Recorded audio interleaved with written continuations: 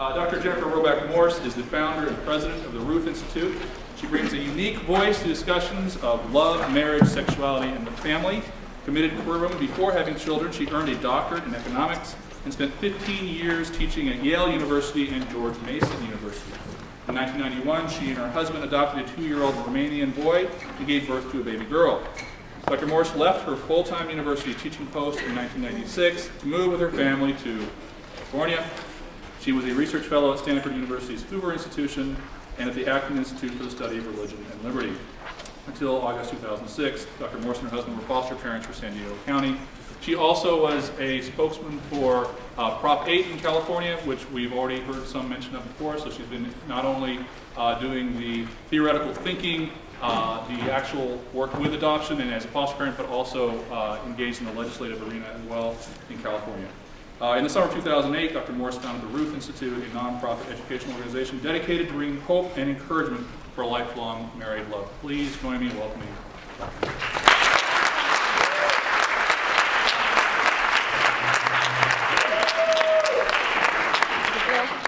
Morse. My assigned topic this afternoon is to talk with you a bit about same-sex unions and what the impact of same-sex unions would be on society. And I chose to call this talk Marriage Without Adjectives.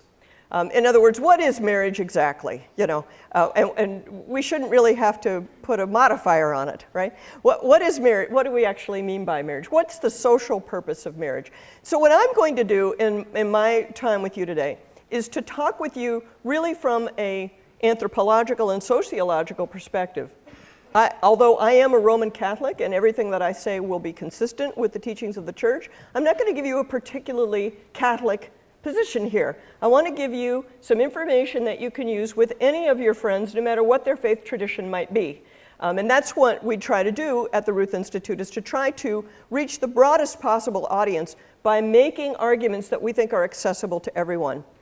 And I must tell you that this was my inclination from the beginning, but the experience of Proposition 8 really convinced me that this is the right thing to do. Because as you probably know, I don't know if you guys realize it, but Proposition 8 won. Did you guys know that? Did that news make it? Right? Okay, we won. Could we have some applause for the voters of California? Okay. Thank you. Thank you. The 7 million voters of California who voted in favor of Prop 8, thank you also.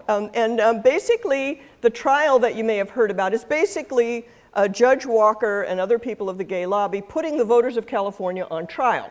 I mean, that's really what that amounts to. So anyway, in the experience of working on Prop 8, one of the things that we saw for sure is that this had to be an interfaith effort. It had to be an interfaith coalition, or it would not have worked. There's no way that that would have worked if it had been the property of one church or another. It just wouldn't have worked. And Professor George mentioned last night that people got very angry and picked on the Mormon church after this all went down. That was not because they were the only ones who were involved in it. It's because I think they were perceived as the smallest numerically denomination, and so they went after them because they thought they could get away with it, but which was quite crazy, actually. Not to denigrate the Mormon contribution, which was enormous. I mean, they made an enormous contribution, but really without everybody's cooperation, it wouldn't have worked. That's the point, If the African Americans hadn't come to the polls in droves to vote for Barack Obama, and at the same time vote 70% in favor of Prop 8, it wouldn't have worked either, So we needed everyone's participation. So we want to make arguments that are accessible, as widely accessible as possible. And we have recently published something called 77 Non-Religious Reasons to Support Man-Woman Marriage. That's going to be available at the book table after this talk, so if you want to pick that up, there should be enough for everyone. And I have given out a sheet. I didn't bring enough. That's because I geezed. But there are some of these out there that you can kind of follow along in part of my presentation. So I want to begin by talking with you about marriage itself. What is marriage and why do we need marriage? And this is picking up on the fact that every known society has an institution like marriage. Even though there's a lot of variation in how marriage works, the basic theme is pretty much the same. The social purpose of marriage, the essential public purpose of marriage, is to attach mothers and fathers to their children and to each other. The essential public purpose of marriage is to attach mothers and fathers to their children and to one another. That's the point of marriage. Now you can see that that's true by kind of dissecting that a little bit, okay? Just imagine that we were the kind of creatures who came into being through some kind of asexual reproduction, okay? We're like amoebas or something. We just divide, and you're an exact replica of your parent. Okay, in that case, you would not need marriage, obviously, right? Because you would need two parents, right? So, and also, the other point about our particular species is that we have a long period of dependence. When we're born alive, but we're born helpless, and we have a long period where we need some care. And therefore, it's in the interest of the offspring to have some form of cooperation between the parents.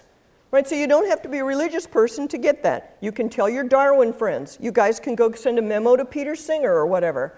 Parental cooperation has survival value. Okay, it's pretty simple. There's not much pair bonding among the lizards or the snakes, right? The little baby snake is born, it hatches, it slithers away. That's it. And so, therefore, no pair bonding amongst the reptile kingdom, right? This is something you see in mammals and birds and stuff, right? Helpless young. So if it weren't for needing that, nobody would have ever thought of lifelong monogamy if it weren't for needing to solve this problem of rearing helpless children to adulthood. And the institution of marriage is meant to attach mothers and fathers to each other and to their children in the interest of the kids making it to adulthood. That's the point of marriage. Now that's the public purpose of marriage. Now I have to stop and bracket that and mention that to you, that it's the public purpose of marriage, because people have a lot of private purposes for getting married. Okay, and we want to make sure that we get the difference. People have a lot of private reasons for getting married. You might want to have the dress. You might want to be queen for the day. You might want to irritate your last boyfriend. You might want to move away from your parents. You can have all kinds of private reasons for wanting to get married, but of course, those reasons have nothing to do with why you'd have the social institution of marriage in the first place. You can be queen for a day some other way. You see what I mean? I mean, it's just not necessary to have the institution of marriage to do that. So that's why we have an institution of marriage. Now, I want to point out before we go any further that this is an issue of practicality for the good of society, but it's also an issue of justice to the child. I want to stop and talk about the child for a moment. It's an issue of justice to the child. Why? Because every child has a legitimate interest in a relationship with both of their parents. Every child has a legitimate interest in a relationship with both of the people who brought them into being. And therefore, children have a legitimate interest in the stability of their parents' union. You have an interest in the stability of your parents' union, because your parents' union typically is the vehicle by which you end up having a relationship with both parents, right? If mom and dad aren't getting along, it kind of impedes your ability to be in relationship with at least one of them, right? And I know that you have probably seen that amongst people that you know. Mom and dad are quarreling, mom and dad are divorced, therefore Junior hasn't seen dad in 10 years or whatever, okay? This kind of thing we now know happens very frequently in our society as a result of instability in the relationship. So if we believe that children have an interest in the stability of their parents' union, children have an interest in a relationship with both of their parents, then we have to ask, well, how are we going to protect that interest? Obviously, because of the helplessness and dependence of the child, a child cannot march into court and say, see here, my rights have been violated. Somebody get over here and do something about it, right? Your average 2-year-old cannot do that. So you cannot use a kind of tort system or negligence system or something like that. We need to protect children's rights proactively before they're harmed. And so marriage is adult society's social institutional structure that is designed to protect the interests of children proactively before any harm is done, to prevent the harm in the first place, rather than to wait around for somebody to be abused or neglected. That's the point of marriage, and that's why you see it so universally. And we haven't had to appreciate this until we've had it break down all around us, and now we can sort of look around and go, oh, that's what it was all about. And it's only in the absence that we see what the thing was all about. Now, sometimes you'll hear people say, well, that's all very nice and good, Dr. Morse, but you seem to have forgotten that not all marriages have children. So therefore, that can't be the purpose of marriage. That can't be the essential public purpose of marriage. To which the proper response is, that's true that not all marriages have children, some by choice, some not by choice, but the fact remains, every child has parents. Every child has parents, 2 of them. And so to start with that argument, well, not all marriages have children, is to stand the thing on its head and to look at it from the adult's perspective rather than from the child's perspective. Amen. From the child's perspective, every child has parents, okay? And that's the interest that we're trying to protect. All right, so with that picture in mind, we have to ask ourselves, what is the impact of same-sex unions? And one of the things that you can see when you look at the court cases where judges have redefined marriage to be the union of any 2 persons is that they have very subtly redefined the purposes of marriage in the process of doing it.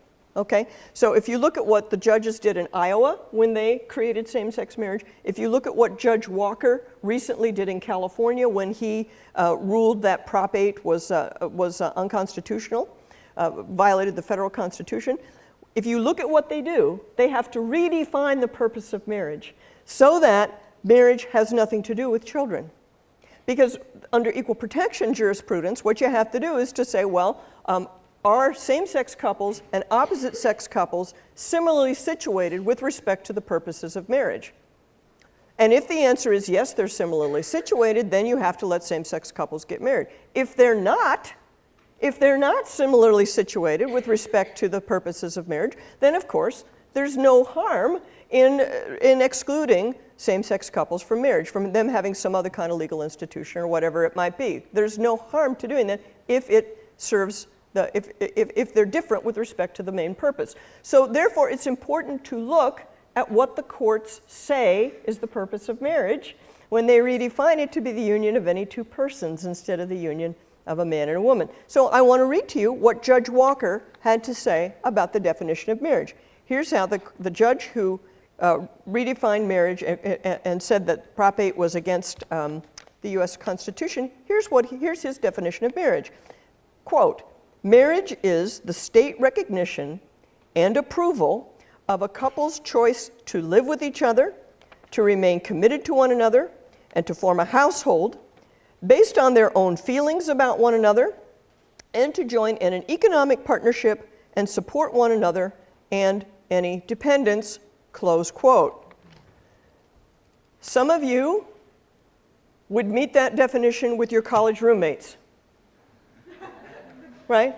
There's nothing in there about children being anything like remotely related to this public purpose of marriage. You and your boat club could meet the definition of a union here. There's no particular reason why it has to be 2 people. There's no particular reason why it has to be a sexual relationship even at all. It doesn't even have to be a sexual relationship. And so therefore, if you strip out those purposes, then some of the defining characteristics of marriage that we have traditionally thought were important sort of vanish. The point of them vanished. So for instance, there's no reason this needs to be a lifelong union. There's no reason it needs to be a sexually exclusive union, right? None of that matters if all you're talking about is your feelings for one another and economic relationships, right? There's no reason that it needs to be a lifelong sexually exclusive relationship of fidelity, okay? So you've wiped out the defining characteristics of marriage by redefining this, okay? So that's the first thing that I want you to see, is that what he's done is he's redefined marriage. He's created a new institution of marriage for which gender doesn't matter, all right? And that's the definition that will apply to everybody. That's the new definition of marriage. That's the new understanding of marriage. So what I want to do is to talk to you today about some of the key principles that this new definition of marriage will undermine. All right? And the sheet that I handed out, I don't know how many people have it. If you can share it, you obviously can make copies of it later. This will just help you follow along. You don't absolutely have to have it, but maybe it will help you follow along. So there are 4 key principles that I want to mention to you that redefining marriage will undermine. The first one is the idea that I've already mentioned, the idea that children are entitled to a relationship with their mother and their father. There's a basic principle in law, principle of social practice, that kids are basically entitled to a relationship with both of their parents. If we institutionalize same-sex marriage, we will be saying that there is no particular reason that you are entitled to a relationship with both of the people who brought you into being. The second key principle that will be undermined is we now have the idea, I think most of us have the idea, that mothers and fathers are not interchangeable. That is, that mothers and fathers each make unique contributions to their children's upbringing and to their children's well-being. Now, in this group, I probably don't have to explain that too much, but let's say a few words about it because it's contested. You know, in this group, we had separate sessions this morning, one for men, one for women. What did that reflect? It reflected the idea that we believe men and women are different in some significant ways. And we believe, and we have good reason to believe from social science and common experience, that mothers and fathers are different in significant ways. That mothers and fathers each make unique contributions to the well-being of their children. Now, one little story that I sometimes tell just to illustrate this is that imagine that you have crashed your family's car. Okay, all of you who are college students, if you're older, imagine that think back to when you were a teenager and maybe you crashed your family's car. And now you have to call home and explain what happened. Do you care whether it's your mother who answers the phone or your father who answers the phone? Do you care? Okay, so that's like, yes, you care, right? Right. Most people, I think, would kind of rather their mom answered the phone. So I told that joke one time. I was doing a debate at George Mason Law School, and I used that joke, to make this point, and no one laughed. It was stone silence, and I'm like, oh my gosh, I'm dead. I'm dead. If they don't get that joke, I'm in trouble. Basically, though, we've already alluded to it in other sessions here today, that the absence of a father makes a difference in the well-being of children, that in particular, father absence is correlated with early teen sexual activities among girls, that girls are at risk for early sexual activity and all the problems that are associated with that, that boys are at risk for juvenile delinquency, violence, getting involved in gangs, and all of those kinds of things. So that there's a difference when the father is absent. This has a profound impact that's different for girls and for boys. And so we can see there too that gender matters, right? That the sex of the child and the sex of the parent are both relevant things. We're not worried about boys getting sexually active or getting pregnant during their teen years. We're not worried about girls joining gangs and getting involved in ritual violence and stuff like that, like we're worried about boys. We know there's some differences between girls and boys and that are being tracked. One of the very interesting findings having to do with girls and their early sexualization has to do with the age at first menses. That is the age at which a girl gets her first period. It turns out that if a girl gets her period early compared to her peers, that she's at risk for early sexual activity.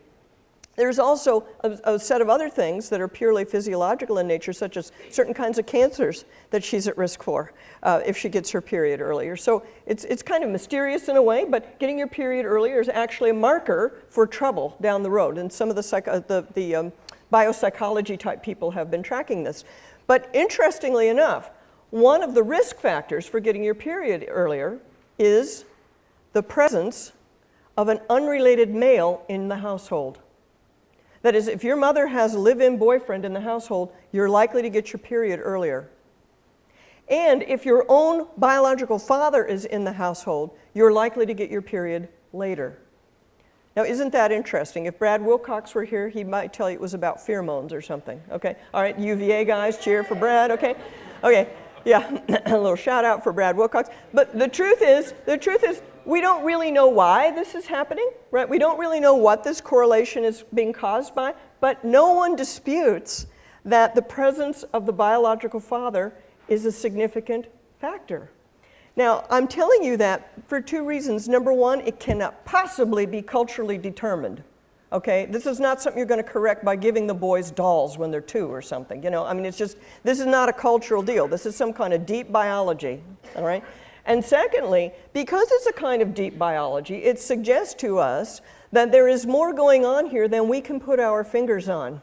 We can't label and understand and explain everything that mothers and fathers are in fact doing for their kids. Because who would have guessed a thing like this? Right? Who would have guessed that the age at first menses would have something to do with whether your dad was in the house, right? So we're fooling around with Mother Nature here is what I'm trying to say. You know, that saying that kids don't need a mother and a father is rolling the dice at other people's expense in a way that we don't even know what the odds are when we roll those dice. So that's the second principle that same-sex marriage would undermine, is the principle that mothers and fathers are not interchangeable. The third principle that I want to call attention to is that the way we determine parenthood as a matter of law today primarily is biology. The basic way we figure out who counts as a parent is biology. The mother and the father, the biological mother and the father. Again, we don't need adjectives. When you use the word mother and father, the entire human race knows what you're talking about. Mother and father. We know what that concept is. It's a natural concept. It's a pre-political concept. And the way the law functions now is basically the law uses that natural concept and writes it down on a piece of paper called a birth certificate, right? But the law is not determining who the child is. The law is just recording who the child is, who the child's parents are, as a matter of fact. We have a significant exception for adoption. Okay, so to deal with exceptional circumstances where the biological parents are not available, we have the institution called adoption. Now, what do we do about adoption? Adoption is a situation where we are trying to replicate for the benefit of the child something as close as possible to the natural parent. We don't usually give a child to three parents. And we always terminate the parental rights of the biological parent before we give parental rights to a new set of people. We are not wandering around with three parents, right? I mean, that would be the typical thing. If adoptive parents want to have a relationship with the bio mom, that's up to them. But in point of fact, the adoptive parents are the parents. And adoption, as it's currently understood, is a child-centered institution. Adoption exists to give children the parents they need. It does not exist to give adults the kids they want. That's the difference, okay? So that's what adoption does. So it's an exception to the general rule, but it doesn't undermine the general rule, right? It doesn't say that there's something defective about biology or that we need to replace biology. It's basically saying we're going to deal with exceptional circumstances in a way that doesn't thwart the basic rule. So that's the third important principle that a same-sex marriage will undermine. And then the fourth principle that's closely related to this third one is that the state currently simply recognizes parenthood but does not actually determine parenthood. In the vast majority of cases, the state is recording and recognizing a natural reality, but it is not assigning itself the power to decide who counts as a parent and who doesn't count as a parent under current law. That's the way. So those are the principles that I believe same-sex marriage is going to undermine. And so let me go through each one of those principles and show you the disadvantages or the negative consequences that are going to flow from redefining marriage. And understand, again, that these are things that could potentially affect everyone, not simply same-sex couples themselves. And by the way, I want to just pause right here and point something out to you, that you have not yet heard me say anything like, the reason we're only going to have the reason we're not going to allow same-sex marriage is because we don't like gay people. Have you heard me say anything remotely like that? That there's some kind of animus against gay people, that we're weirded out or grossed out or something, or that gay people are somehow unworthy. You have not heard me say anything remotely like that. I'm not even saying they can't possibly be a good parent. What I am saying is that redefining marriage is not simply going to affect the 3% of the population that's gay or that currently defines itself as gay. That's the point. And everything that I'm going to talk about is going to have to do with what we think marriage is about and what will happen to marriage if we redefine it. And I want you to know that the decision to not say anything negative about gay people is a decision that I came to independently, but it was also a decision of the Proposition 8 campaign. It is the settled policy of the National Organization for Marriage, a policy made at the highest level of decision making, that if you look at our ads, you will never see anything remotely like gay bashing. It is not about gay people, it's about marriage. It's not what we think about gay people, it's what we think about marriage. So I just want to point that out to you. As we go through here, you will continue to see that that's what we're talking about. So the disadvantages or the problems caused by redefining marriage, problems that will, I think, affect a lot of people. Number one, we originally said kids are entitled to a relationship with their mothers and their fathers. If we redefine marriage, marriage will become the kind of thing that separates children from their parents, rather than the kind of thing that attaches children to their parents. Now, what do I mean by that? Well, the heart of it is this, that under current law, how do we define parenthood? How does that work? I've already alluded to this a little bit. Well, look it. When a baby is born, there's usually a mother somewhere close by, right? That's just how it works, okay?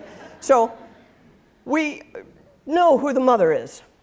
The social problem is to figure out who the father is and to attach the father to the situation. That's the social and anthropological problem. And so the way marriage solves that problem is that there's something called the presumption of paternity. The presumption of paternity is that for a married woman, any children born to her during the life of her union are presumed to be the children of her husband. Her husband is presumed to be the father of any children that she gives birth to. Hence the significance of sexual exclusivity. Because if you have sexual exclusivity, of course, that will perfectly track biology, won't it? Right? If you've got a norm of sexual exclusivity, there are going to be a few cases where you're going to have infidelity by the wife. But in 95% of the cases, this is a system, a nice bright line, clear system that tracks biology. All right? That's what it's supposed to do. Now, if you say that a same-sex union is to be treated the same way as an opposite-sex union, what does that mean? It means that if a woman gives birth to a baby, her lesbian partner will be presumed to be the other parent of the child, which is false in 100% of the cases. Okay, this is not like a 5% little error thing. In 100% of the cases, it is false. It does not track biology at all. In fact, it tracks away from biology in the most dramatic way, all right? So, and it's marriage. It is her marriage, her union with her same-sex partner that is the vehicle for separating that child from their other parent, from their other natural biological parent, namely the father in this particular case. Marriage becomes the vehicle for separating the child from one of their parents. So this is a dramatic change in what marriage is doing and in what marriage is meant to do. And it clearly undermines the principle that children are basically entitled to a relationship with both of their biological parents. Second point is that if we say that, that this is the way we're going to do parenthood, that we're saying that mothers and fathers are interchangeable as a matter of law and public policy. At the highest level of analysis, mothers and fathers are going to be considered interchangeable. That is, it's a coin toss whether you have two moms, two dads, or one of each. Okay? Now, what I want to say about that is that on paper, that sounds like it's a nice equal system. Right? We're not giving any preference or priority to one gender over the other. But I think, in fact, it's safe to say that the result of treating mothers and fathers as if they were interchangeable will be to marginalize fathers from the family. Because as I've already mentioned, first of all, mothers are intrinsically more attached to their children in the first place, so the problem is to attach the father. But secondly, we can already see movements that point to the fact that it's mothers who are going to be redefined as the parent or the primary parent, and fathers will be marginalized. In the UK, for example, there used to be a requirement that if an unmarried woman went to get in vitro fertilization, she had to sign a little affidavit that would say, my child will have a father figure somehow in his life. They had to sign a little statement. It was kind of a perfunctory thing, and I don't think anybody was ever denied IVF under their National Health Service on the basis of whether she could really prove that her brother would be an adequate father figure or whatever. In other words, it wasn't much of a constraint. It was kind of a pro forma thing. But once they legalized same-sex unions in the UK, they did away with even that nominal constraint. They wiped that out, saying that they didn't want lesbian couples to feel bad. They didn't want single mothers to feel bad.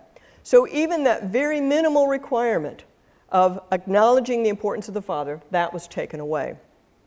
And finally, you can see in the thing that I have on the back sheet of this piece of paper, how many have this piece of paper? Would you hold it up? Okay, if you have it, okay, turn it around on the back side, and you will see Exhibit A, okay, and pass this around after you're done here. This is a birth certificate from British Columbia. Now, as you probably know, Canada has same-sex unions. And in the course of implementing same-sex unions in Canada, they had to redefine the birth certificate. So they didn't debate this in Parliament. The judge didn't make them do it or anything like that. Just some low-level functionary in a clerk's office somewhere had to rewrite the birth certificate to accommodate the new reality. So here's what they came up with. Got at the top there the information about the baby. Then you have information about the mother. And then down at the bottom, where the father should be, you've got a checkoff box, where you can check off a box whether this person is a father or has agreed to be a co-parent. So motherhood's intact on this form, but fatherhood has been reduced to a checkoff box. Now, I want to tell you that usually when I show this to people, if there are a lot of men in the audience, I can kind of feel the hair standing up on the back of their neck. You know, it's like they kind of know what this is saying. It's like, you know, go away is what it's saying. But I want to tell you a little story. When I was doing Prop 8, I showed this. I remember going to the LA Times editorial board. I represented Prop 8 at the LA Times editorial board, trying to talk some sense into them, which was, of course, hopeless. Anyway, I went in and I showed this to the editor. I said, look, you know, they're marginalizing the fathers. This is what's happening. I mean, do we really want the state of California saying that fathers are optional? I mean, what are we trying to say here, you know? And the woman goes, a lot of kids don't have fathers. Who cares about that? That's the attitude that a lot of people in our culture already have towards fatherhood. And same-sex marriage can only reinforce that in ways that are not wholesome and not healthy. Okay, the next point that I want to point out, so I believe that fathers being marginalized from the family is, in fact, going to be one of the most serious disadvantages of legalizing same-sex unions. And mind you here, I'm not saying that anybody's setting out to do this, although I think there are some radical feminists who do want that. I think there are people who do want that, as a matter of fact. But even if you don't want it, I think this is what is going to come into being. We're setting something in motion that we cannot fully predict and that we certainly cannot completely control. And this is going to be the final result, is that people will conclude that it's fathers who are unnecessary. If moms and dads are really interchangeable, it's fathers who are unnecessary. In fact, a friend of mine was telling me she was in a play group. She and her new baby were in a play group, and this is a good Catholic student somewhere, a graduate student. And she was telling me there was a lesbian couple in their play group, and the lesbian, so the lesbian mom who would show up with the baby referred to her partner as the non-nursing parent. Okay, I just think about that a minute. Not the baby's father, of course there's no father, not the baby's other mother, the non-nursing parent.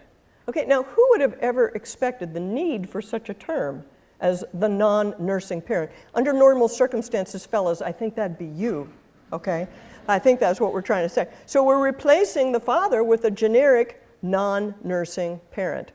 Quite a strange state of affairs, I think you'll agree. So now I want to go on to the third disadvantage or problem associated with redefining marriage, and that is the one associated with biology, okay? When we say biology is the primary way we define parenthood, undoing that presumption is going to lead to, I believe, multiple parenting being basically unstoppable. And you can already see movements in this direction. Now, here's what I mean by that. When we say biology is the basic way we do parenthood, of course, there's just one mom and one dad. And if biology is the principle, then there's two parents. You know, there's one of each. That's the way it works biologically. But if you decide that you don't need to do it that way, okay, then what is parenthood going to look like? How are we going to start to redefine and reconfigure parenting? Well, if you base it on the union status, then the woman and her partner will be the parents of the child, right? Those are the two parents now. But there's still a biological father somewhere who exists somewhere. And if they have a relationship with that biological father, then what will come to seem natural is that the biological father and the mother be the parents.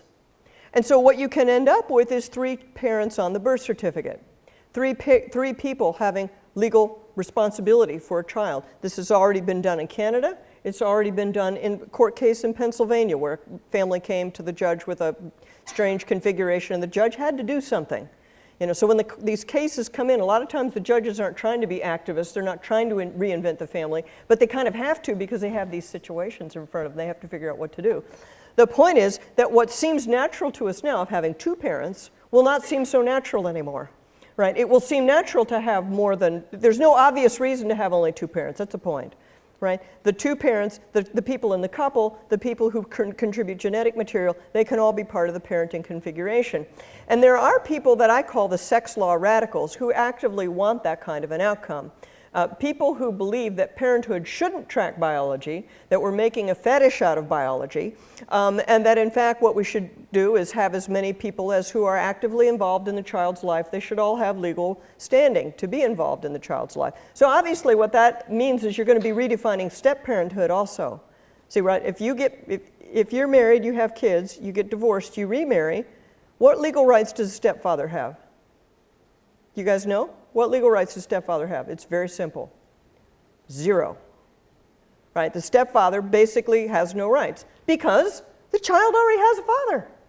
Right? And so the stepfather might be involved with the child in some way, but the biological father still has his rights to the child, right? Under normal law, right? So you don't go patching in more people, right, and giving them legal rights. But there's a movement amongst this, what I call the family law radicals or the sex law radicals, to involve more and more people and to have legal rights being given to multiple partners. There was actually an article about this in the Boston Globe not too long ago, where they were talking about families where there were 4 parents because there was a lesbian couple and a gay couple and so on and so forth. Okay, and so what they're thinking, their idea here, I want you to just see that the reasoning that is being used is profoundly adult-centered reasoning. They're saying as long as we can work it out amongst ourselves, this will all be okay. Me and my partner, me and the child's daddy, the daddy and his partner, it'll all be good if we can just work this out amongst ourselves. They're not thinking about the impact on the child. They're not thinking about what happens when you have 4 adults trying to agree on child rearing rather than just 2. I don't know if any of your parents, if you've ever observed any of your parents quarreling about things related to kids, right? I mean, it's a very common thing. Moms and dads, don't always agree about what to do, right? You usually can work it out, but with 2 people, it's a lot of work to work it out. 4 people, think about it. Have you ever been on a committee, parenting by committee? It's not, this is what we're talking about, okay? That if the adults want it, that's necessary and sufficient reason to go ahead and do it. And we're not really thinking through what this is going to mean for children. So that's why I say that triple parenting and multiple parenting will be legally unstoppable if we legalize same-sex unions. There won't be any way to put a stop to that sort of thing. And I think this is now probably a good time to simply point out something about artificial reproductive technology and its scope and its use in society, because this is something people sometimes like to avoid talking about, but I think it's necessary to talk about. And that is the fact that oftentimes these children are born through anonymous sperm donorship. This would be one way to avoid the problem that I'm talking about, right? Okay, you've got a lesbian couple, they want to be parents together. And so the way they do it, rather than involving a guy that they know and risking all of the complications that I just mentioned, they'll go and use an anonymous sperm donor. Of course, as you know, this is perfectly legal, right? Anyone can do it. Whether you have a partner, don't have a partner, whether you're gay or straight, anyone can do this in most states. In fact, as far as I know, it's completely unregulated throughout the United States. Too bad Elizabeth Marquardt's not still here. She'd give us an earful about this. But anyway, the point is that that when a woman decides to use an anonymous sperm donor as a means of having a child, what she's doing is making a decision that her child will never have a relationship with his biological father. She's making a decision for the child that the child will never have a relationship with the biological father. And I just would like to register my view that this is something that we have no right to do. This is not a choice that's just because I agree to it and I want it, that's enough to make it okay. This is not something that a woman has a right to do, to take on herself, to deliberately exclude her child's father for no reason from the child's life. We know there are situations where families break up and a relationship isn't possible for whatever reason, but that's not usually how they start off. They don't usually start with a lifelong plan that there will never be a relationship or never a possibility of a relationship. This is really quite, I believe, an injustice to the child to bring a child into being under these circumstances, knowing that you have a plan that's going to affect the rest of their lives in this way. So finally, let me go on to the fourth issue that I think is very important, and one that you might use when you're talking to any of your libertarian friends. Do any of you have libertarian friends? Yeah, they're all over the place, huh? Yeah, so the principle currently is, as I said, that the state recognizes parenthood or records parenthood but does not determine it. What will happen if we legalize same-sex union is that there will no longer be natural parents. Natural parents cannot be the way we determine parenthood anymore. That will simply not be possible. All children will be legal children. Parenthood will be a legal designation, not a natural designation. And that's already happening in Canada. You can read Douglas Farrow, for example, a Canadian scholar, who wrote a book called A Nation of Bastards. You know, because basically his position is that what the state has done is to say that no child is a legitimate child until we say so. You know, that the state creates legitimacy, the state creates parenthood. Now, one very concrete way where you can see this happening is in lesbian custody cases where there's a dispute between lesbian partners, okay? You've got two women, one to have a child together, they have a child together, and the relationship breaks up. And what happens, the typical case would be that the non-mother wants to have some kind of parental rights over the child. So understand, we have a woman who is not the biological mother of the child and who is not the adoptive mother of the child. And Lambda Legal Society, the Lambda Legal and Education Fund, will go in and represent this mother, the lesbian partner, and will represent her and try to get her visitation, custody, all parental rights associated with that child. So let's be clear what we've got here. A person who is not the biological parent, not the adoptive parent. Let us call her a non-parent. Lambda Legal is trying to assign parental rights to non-parents. That's what we're talking about. Let's be clear, that's what we're talking about. Okay, so the typical case would look something like this. In cases where this has been recognized, and quite a few states are now recognizing it, for example, in the state of Washington, there was a case of this kind where they wanted the lesbian partner to be named a de facto parent. Now, de facto parent, just Latin for parent in fact, and what the court did was to devise a four-part test to say whether this woman counted as a parent. Did she hold herself out as a parent? Did she participate in the child's care, and so on and so forth? Four criteria that the court would go and look at and examine to decide whether this person counted as a parent in fact or not. So what we have done is to shift from a natural reality that's biology, DNA based, and shift over to something where the court is figuring out whether you count as a parent or not. That's what we've got going here. So now, ask your libertarian friends why we're assigning this kind of power and authority to the state to decide something that shouldn't be any of the state's business. Why are we moving from a natural reality that is pre-political, non-political, and replacing it with something that is completely the artificial creation of the state? Why are the libertarians AWOL on this question? I don't get it. Why they can't figure out which side they're on, okay? So that is what is happening, is the redefinition of parenthood from something natural to something created by the state. And while we're on the subject of things that are artificial and created by the state, in order to maintain the position that same-sex marriage is the same as opposite-sex marriage, the state has to get involved and do a lot of stuff to make people think that. Marriage is a natural pre-political reality. And as I said, observable in pretty much every society. Same-sex marriage is something different from opposite-sex marriage. Same-sex unions are different in kind from opposite-sex unions. And to make people think they're the same, and to make people treat them the same, the state has to get involved and make people do certain things, and make people behave certain ways. So you have situations like what we had in New Mexico, where a lesbian couple went to have a commitment ceremony, which, by the way, in New Mexico has no legal standing whatsoever. There's no same-sex marriage in New Mexico. This is the operation of the anti-discrimination laws, I just want you to see, that we're going to have a commitment ceremony. We want to have a photographer come and take pictures of our wedding, our commitment ceremony. And they went to a lady named Elaine's Photography, and Elaine was a good Christian woman, and she said, I'd really rather not take this job. And they hauled her into the Human Rights Commission of the state of New Mexico, and the photographer lost. The photographer was ordered to pay a fine for unlawful discrimination against this same-sex couple. In the state of, in Canada, the province of Quebec recently came out with a policy that they call the Quebec Policy Against Homophobia. And in the Quebec Policy Against Homophobia, they declare that they are going to wipe out homophobia and heterosexism in the workplace, in the school, in the family, on the sporting field.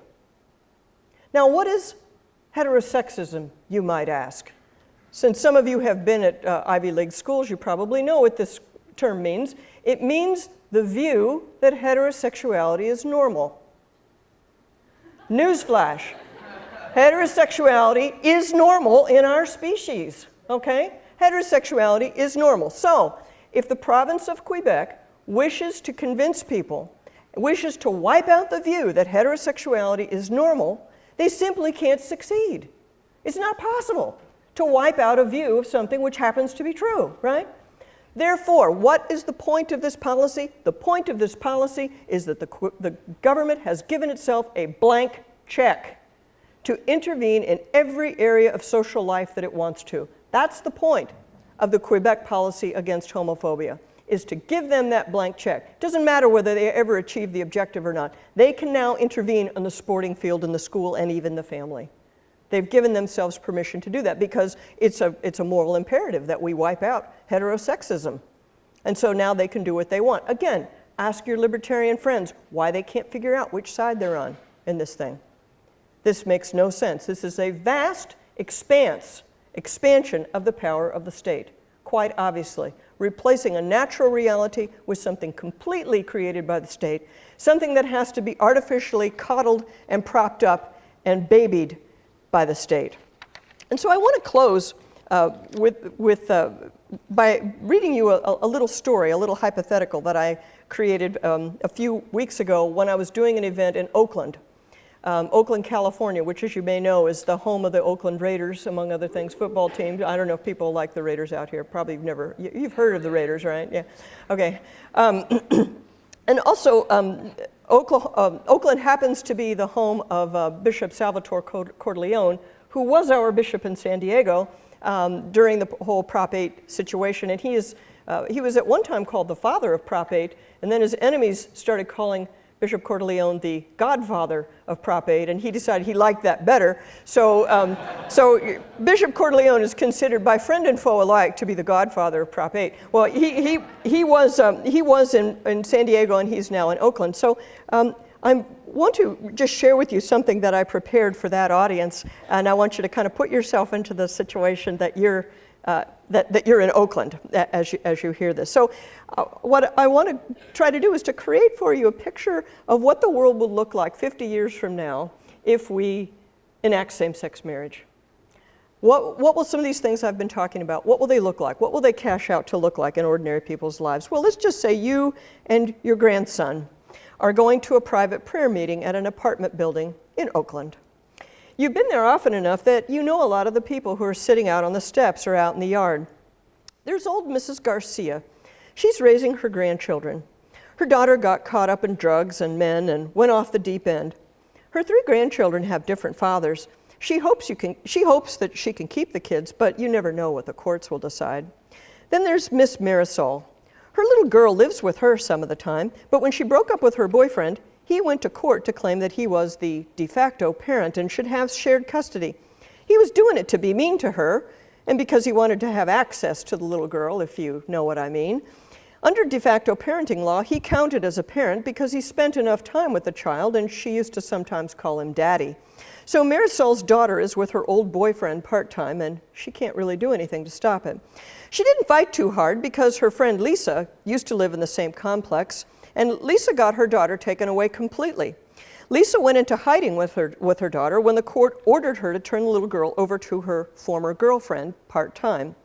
Somebody saw her, told on her, and she got found. So her little girl was taken away, and Lisa did some jail time. So Marisol figured out she was better off not fighting with her ex. Then there's Sherry and Rebecca. They're married to each other. They don't have sex with each other. They have sex with men, but nobody cares about that. They each have 2 kids with different guys. So there are 4 kids there with 4 different dads, which actually means no dads. They each raise their own kids under the same roof. They share health insurance, but that's about it. Of course, there are a few guys around. Billy Joe Bob just hangs around his mom's apartment. He has a couple kids by different women. He doesn't feel any obligation to support any of them because he doesn't love any of those women or their brats. The courts have decided after all that love makes a family, and Billy Joe Bob doesn't love them. Besides, he makes sure pretty easily that he doesn't make very much money, so he doesn't have to pay anymore. His mom yells at him a lot, but he just laughs at her and does as he pleases. Then there's Luke. Luke got married to Sam when they were both in the military. They thought it would be cool to get off-base housing. They figured when their tour of duty was up, they'd get divorced and it would all be cool. But Sam got greedy and decided to sue Luke for his pension. Luke ended up broke and living up in this broken-down old joint. Then there's little Ned. Ned has 2 mommies and 2 daddies. Or I should say he started off with 2 mommies and 2 daddies.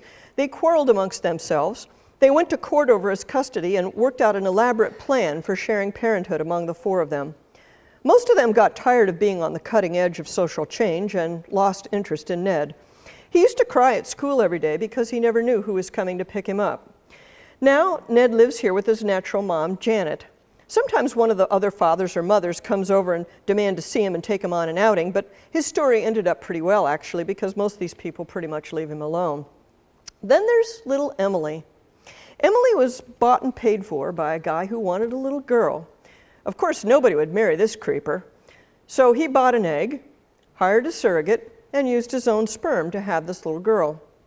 The law now says that artificial reproduction is a service and children are a commodity. Anyone who can pay gets to do anything they want. Anyhow, Emily's teacher figured out that something weird was going on, and so she called Child Protective Services. So now Emily is with that teacher, and she had lived with her dad, or I should say with her manufacturer, for 7 years before anybody stepped in to help her. Now then there's Tom. You can't look at Tom without thinking of the old saying, nice guys finish last. He married some guy from Latin America who wanted a green card. They both agreed that they'd get divorced as soon as the immigration deal was sealed. But while that was going on, his husband, Alejandro, acquired a live-in girlfriend. She got pregnant. They used to ask Tom to look after the baby while they partied. He didn't think too much of it. He was trying to help out and be a nice guy. When the time came for Tom and Alejandro to get divorced as they had planned, he found himself sucked into a child support suit. Unbeknownst to him, the law of marriage says that any child born to one partner during the life of their union is automatically the child of both. So when the girlfriend established that his husband was the father of the child, Tom ended up being the parent also. They stuck him for child support. They actually had it planned from the beginning. He used to have a pretty nice car and a nice house, and he still has a good job, but now he's stuck in this wreck of a place. Like I said, nice guys finish last. So you go up the steps to the prayer meeting at Miss Lila's apartment. Not too many people are coming these days. Today it's just Miss Lila and Mrs. Garcia and old Mr. and Mrs. Villanueva. They used to be very active in Couples for Christ, a worldwide Filipino organization for married couples. But some same-sex couples wanted to join, and so the organization tried to accommodate them, Christian charity and all that. But those couples didn't feel at home because so many of the Couples for Christ program talked about how men and women should treat each other and how they could understand one another and talk to each other better. So the same-sex couples sued. The judge made Couples for Christ take out everything that had to do with sex differences. Well, there wasn't much point to the organization after that. Old Mr. and Mrs. Villanueva didn't quite know what to do with themselves after the organization closed. They had lived and breathed Couples for Christ. Well, so anyway, Miss Lila brought out the old plaster statue from its hiding place, and everybody brought out their prayer beads. They said their prayers for a while and drank coffee, and you and your grandson left. As you got on the train, you told your grandson, back in the day, these BART trains used to run all over the place. There aren't too many of them left now. You remember hearing back at the turn of the 21st century how much the government was spending on taking care of kids that didn't have their own parents. Back then, it cost the US government the equivalent of the GDP of New Zealand, $112 billion per year. You don't even want to think about what it costs today. Anyway, as you're riding along, your grandson says, "Why is Miss Lila so sad?" Well, her brother used to be the Bishop of Oakland. He's been in jail for the last 10 years. She's praying for him all the time. Why'd he go to jail? Well, you know that high school over on Fruitvale Avenue? Sure, Von Walker High School. That used to belong to the Catholic Church. Your grandson's eyes get wide. The church used to have schools? Yeah, the school used to be called St. Elizabeth Ann Seton's. You couldn't bear to tell him that she had been a great pioneer of Catholic education in America. He wouldn't have understood such a thing. Well, the city tried to tell the bishop that the Catholic schools had to teach stuff that he didn't want to teach. Well, what kind of stuff? Well, stuff like that God knew what he was doing when he created men and women as different but equal, that marriage is between a man and a woman, that kids need a mom and a dad, stuff like that. His eyes get really wide now because he hasn't seen either of his parents in a long time. Well, a lot of people started coming to the Catholic schools because they wanted their kids to learn that stuff and no one else was teaching it. So one day the police came to force them to get rid of some books. All the parents came to the school to guard the kids and the books, and the bishop blocked the doorway of the school, and the police took him away. Some of the parents tried to fight back, but when the police started taking kids away to put them in foster care, most of the parents just gave up. The bishop's still in jail. He was one tough guy. He never backed down. Secretly, a lot of people admire him, but they're afraid to say anything. You aren't afraid, are you, Grandpa? That's why we go over to Miss Lila's, isn't it? That's right. Grandpappy, you fought for the bishop, didn't you? Long, silent pause. The BART train rattles on. Grandpappy, you didn't do nothing to help Bishop, did you? No, I didn't do nothing. Well, here's our stop. Let's go watch the Raiders play ball. So you and your grandson get out of the BART train at the end of the line, at the crumbling Colosseum, the last remnant of what was once a great civilization. Ladies and gentlemen, we need to stop this train. We're in the 10-year period before Roe v. Wade. That's the equivalent of what we're dealing with now. If same-sex marriage is imposed on us by the courts, we won't be able to do very much, just like we can't do very much about abortion. We need to stop this thing now. Thank you very much.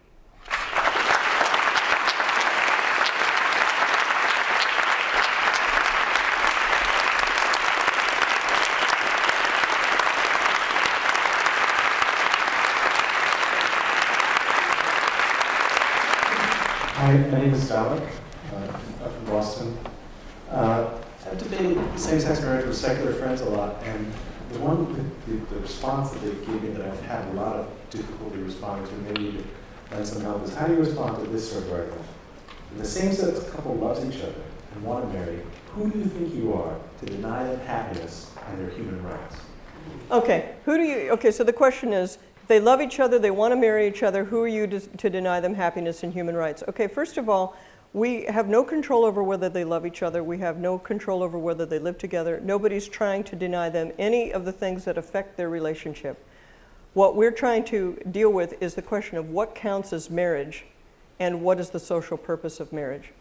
The fact is that the law currently has absolutely no interest in love at all. Love is not a legal category. Do we want love to be a legal category? I would submit that we do not want love to be a legal category. Okay? So that's the first part of the answer. The other part of the answer is that the practical problems that same-sex couples face can be solved by the common law and in many states by various forms of domestic partnership without redefining marriage. Okay, so that's really the core of the argument. We're not making any comment at all about their relationship. And it's very interesting how often that question comes up because it reveals that what they're looking for is affirmation for the relationship, and we're just simply not interested in their relationship, either to affirm or deny it, basically. For us, that's not the issue. They may not believe you, but I think that's the point that needs to be made. Next question. Occurring to me that I think a lot of your arguments are really salient in contacting or I guess maybe starting the wheels turning for people who might be on the outside of a same-sex union. What would be an argument for talking to gay youth? What would be a benefit that you could pose to somebody who is homosexual and interested in this issue that you could say, I know you were just talking about the fact that sometimes part of the argument has more to do with acceptance, actually, than what would come out of a marriage. It's just actually asking for people to recognize it as valid. But what would be a benefit of that you could present to somebody who's interested in this for keeping marriage, I guess, traditional on their end?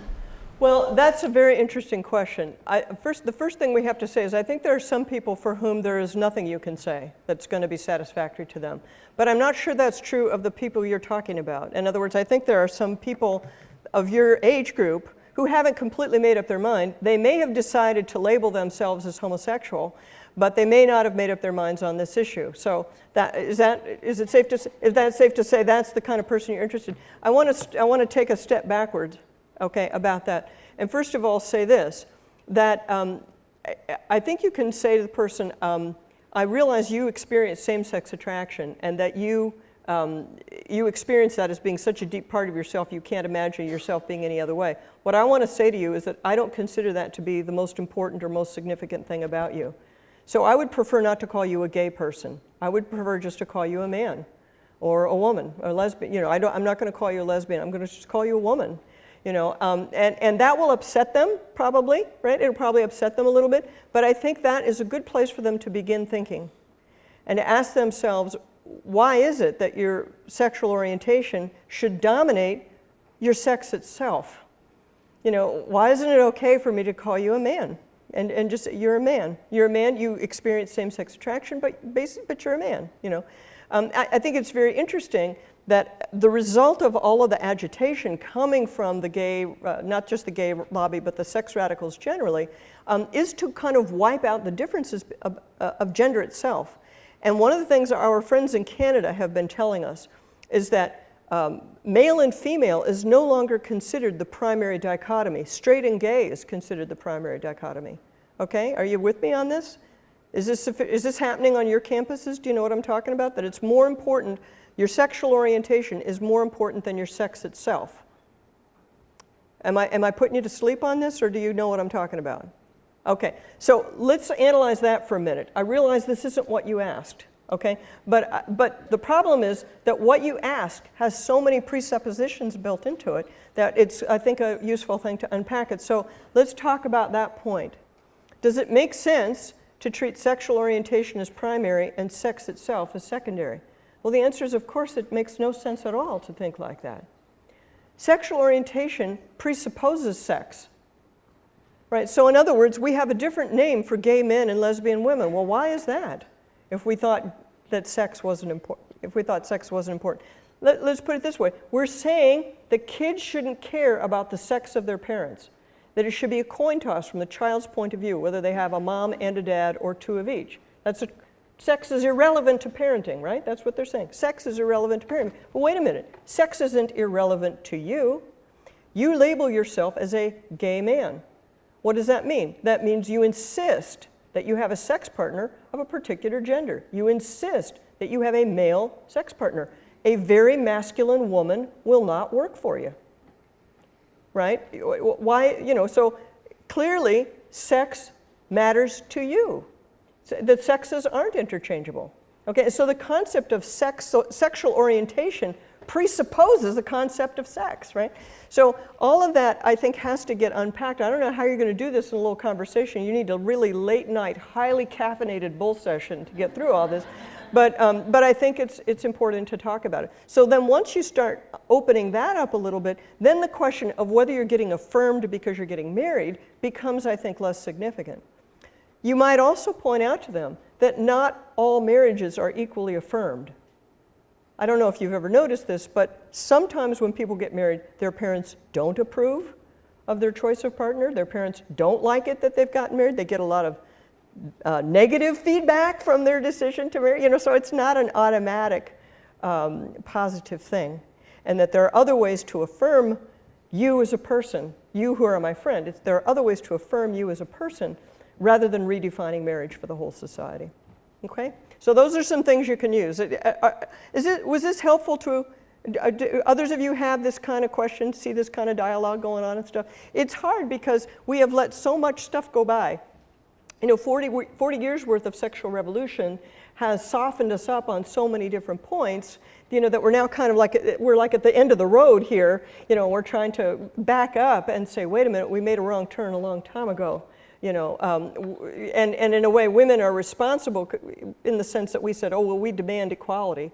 We demand that everybody think men and women are interchangeable in all these different ways. Our dignity depends on that. It's like, wow, we let way too much go by under that heading that wasn't justified. That hasn't worked for us, right?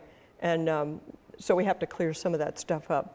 Yeah, we've got some anonymous questions now. First, if a child is getting beaten or mistreated by her biological parents and she goes on and out of foster homes, and a lesbian couple who's extremely loving, highly qualified, etc., wants to adopt her rather than go someplace where it might not be as optimal, would you suggest she stays with her biological parents, goes to a group home, or is adopted by the lesbians or something? This, in logic, would be called a false dichotomy. Are those the only two choices? The abusive biological parent or the loving, perfect, picture-perfect lesbian couple? Of course, those are not the only two choices. So when somebody presents you with that, you have to first point that out, okay? That's first step. Second question, as Micah mentioned in the introduction, I've been a foster parent myself, so I'm very much aware of the possibility of biological parents being problematic or being inadequate or being a problem. And so, of course, something has to be done under those circumstances. So now the question is, what is it that you're going to do? Let's bracket the question of what happened to those kids in the first place. For whatever reason, they need to be removed from their biological parent, okay? And there's a lot we could say about that, but let's bracket all that for now. For whatever reason, we need to remove the kids from their biological parents. And now the question, I think the real question here is there a reason why same-sex couples should be prohibited from either adoption or foster care, or whether they should be allowed as one option among many, or what? Okay, what should be the proper policy towards same-sex couples and adoption? So let's kind of unpack that, because there's a lot there. There are a lot of different possibilities built into that. The first thing that we can say is that in spite of, well, in fact, in part, in response to what I said to this previous question, the truth is we don't know the impact of same-sex parenting on children. Honestly, we don't know. That's the most honest thing to say about the state of the evidence. What we do know is that children do the best in married couple, two-parent households. So unless there's a significant overriding reason to the contrary, the state, in my opinion, should make a policy of preferring married couple, two-parent households. They should make a policy of preferring that. There may be situations where that's not appropriate for a particular child. They should have some leeway to deal with that. But the policy should be to prefer married couple, two-parent households. As far as I am aware, the only state in the union that allows people, and in fact requires the state to give priority to married couples is Utah. As far as I know, that's the case. And in many states, they're prohibited from even taking marital status into account. Okay, and so that, because it's discrimination, it's considered discrimination. So we've already got some problems built into it. Now, why do we have that going on? Well, part of the reason we have that going on is because people say there aren't enough adoptive parents. There aren't enough foster parents, okay? So therefore, we must open it up. We must widen the net as far as possible to let as many people in as possible. Well, that sounds good on paper until you take into consideration the following facts. First of all, American married couples are going all over the world to adopt children. They're going all over the world to adopt children, bringing back kids who are handicapped, multiracial, and everything else. Why are they doing that? They're doing that because they know they can have secure parental rights if they bring home a kid from Africa, which they may not be able to do if they adopt from the city of San Diego. And so there are a number of things that you would do first before you would say, let's throw out marital status as being a non-issue. I mean, you would want to address that problem before you would do anything else. And we've got Brad Wilcox groupies here. They've got kids from all over the world. That's a family that has brought kids in from all over the world. So, we know that that's the case. Second thing that I think is worth pointing out is that one of the things that has happened in the wake of this sort of, the position that the gay lobby wants to get to is a non-discrimination position, which is to say, not only are we permitted to adopt, but that no one can discriminate against us on the basis of our sexual orientation. We know where that goes.